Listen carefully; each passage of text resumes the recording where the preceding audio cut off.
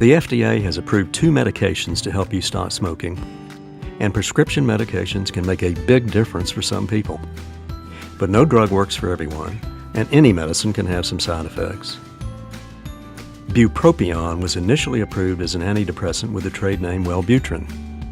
When reports came in that the drug also helped tobacco users deal with cravings, the manufacturer released the exact same drug under the name Zyban. If your doctor prescribes bupropion, you should start the medication 10 to 14 days before you stop smoking and continue for 8 to 12 weeks as suggested by your doctor. The usual dose is 1 or 2 150 milligram tablets per day. Varenicline, or Chantix, is a prescription medicine designed specifically for tobacco cessation.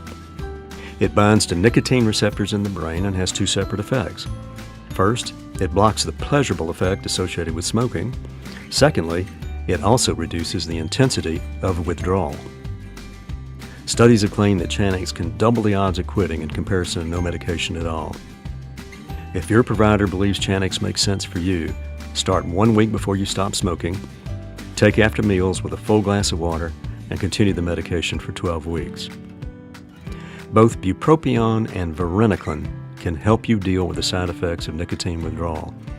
If you decide to use one of these prescription medications, schedule an appointment with your doctor, get your prescription filled, and start your medication as instructed.